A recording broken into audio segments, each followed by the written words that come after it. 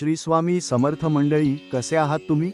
स्वामींच्या कृपेने सर्व काही ठणठणीत आणि शांत असेल अशीच अपेक्षा आहे.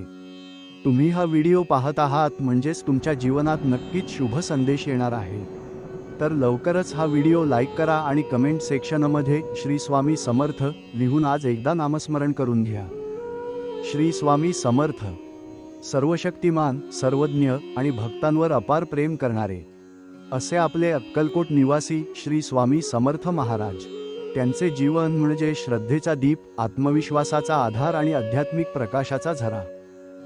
आजच्या या व्हिडिओमध्ये आपण जाणून घेणार आहोत त्या दिव्य अवताराचे रहस्यमय जीवन, त्यांची प्रखर शिकवणूक आणि अशा असंख्य भक्तांच्या हृदयात जागा निर्माण करणारे प्रेरणादायी विचार, ज्यांनी संकटात असलेल्या लाखो लोकांना दिला आधार. आणि मी आहे ना या एका वाक्याने दिली अखंड आश्वासक शक्ती. चला तर मग करूया एक पवित्र प्रवास श्री स्वामी समर्थ महाराजांच्या जीवनप्रेरणेचा. श्री स्वामी समर्थ महाराज यांचे जीवनचरित्र. श्री स्वामी समर्थ महाराज हे अक्कलकोट येथे स्थायिक झालेले एक सिद्ध, योगसंपन्न आणि अवतारी पुरुष होते. त्यांचे जीवन म्हणजे भक्ती, आत्मज्ञान, करुणा आणि चमत्कार यांचा संगम होता.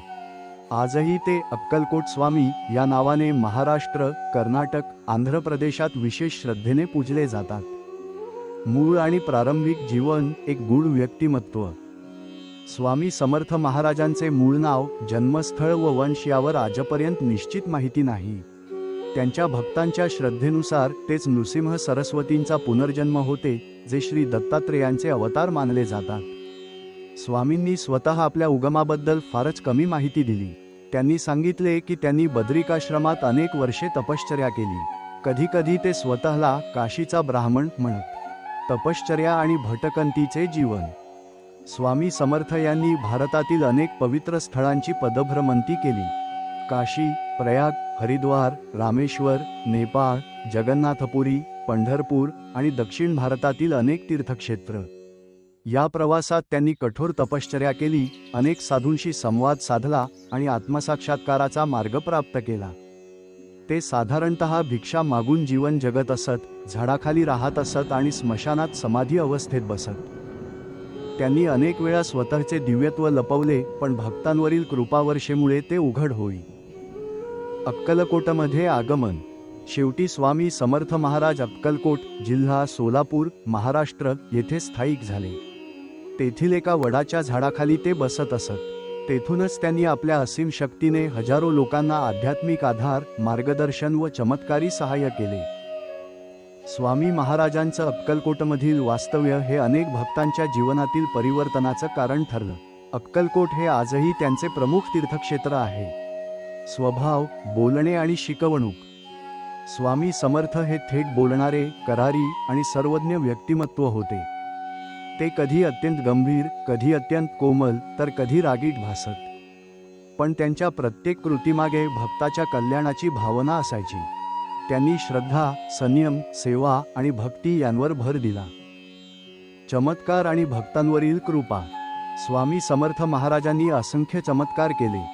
असाध्य रोगांवर उपाय, भूतबाधा व नकारात्मक शक्तींचा नाश, निराश लोकांमध्ये नवा आत्मविश्वास, अंधश्रद्धेचा खंडन व आत्मबळाची प्रचिती.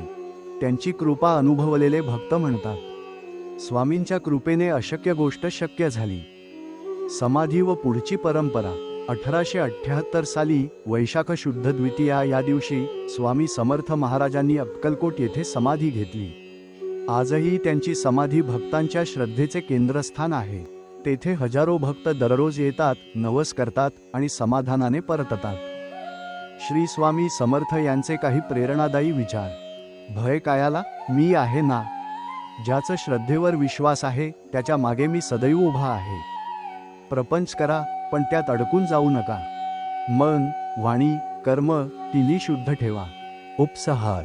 श्री स्वामी समर्थ यांचे जीवन म्हणजे आध्यात्मिक तेज, भक्तांवरची करुणा, योगशक्ती आणि लोककल्याणासाठीचा अखंड संकल्प. त्यांची शिकवण आजही हजारो भक्तांच्या जीवनाला नवी दिशा देते.